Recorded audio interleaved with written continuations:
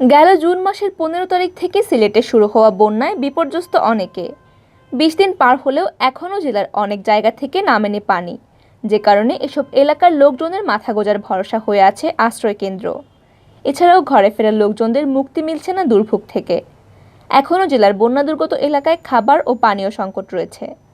সিলেট জেলা প্রশাসকের কার্যালয় সূত্রে জানা যায়, বাড়িঘর থেকে পানি না নামায় সিলেটে এখনও বিভিন্ন আশ্রয় কেন্দ্রে 25,579 জন অবস্থান করছেন।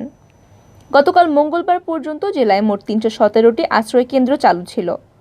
সিলেটের জেলা প্রশাসক মোহাম্মদ মুজিবুর রহমান জানান, এবারের বন্যায় জেলায় মোট ক্ষতিগ্রস্ত পরিবার 4,84,383টি, ক্ষতিগ্রস্ত লোকজনের সংখ্যা প্রায় 30 লাখ এবং ক্ষতিগ্রস্ত ঘরবাড়ি 40,091টি। তিনি আরও জানান, এ পর্যন্ত জেলায় 1,612 মেট্রিক টন চাল, 20,000 প্যাকেট শুকনো খাবার এবং নগদ প্রায় 2.5 কোটি টাকা বন্যার্তদের মাঝে বিতরণ করা হয়েছে। এদিকে ধীরগতিতে পানি নামার কারণে সিলেটের বেশ কয়েক জায়গা এখনও জলাবদ্ধ। সেই সাথে বন্যায় বিভিন্ন স্থানে রাস্তাঘাট ভেঙে যাওয়ার ঝুঁকি নিয়ে চলাচল করতে হচ্ছে। জেলার যেসব স্থান থেকে বন্যার পানি নেমেছে সেসব এলাকায় নিম্ন আয়ের লোকজন এখন নেমেছেন টিকে থাকার লড়াইয়ে।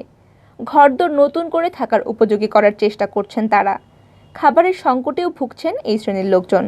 কুশিয়ারা নদীর পানি কোথাও কোথাও বাড়তে থাকায় বানবাসীদের দুর্ভোগ বাড়ছে। বন্যা দুর্গত এসব এলাকায় রয়েছে খাবার ও বিশুদ্ধ পানির সংকট। সরকারি, বেসরকারি এবং ব্যক্তি উদ্যোগেও এসব বিভিন্ন জায়গায় ত্রাণ বিতরণ কার্যক্রম চলছে।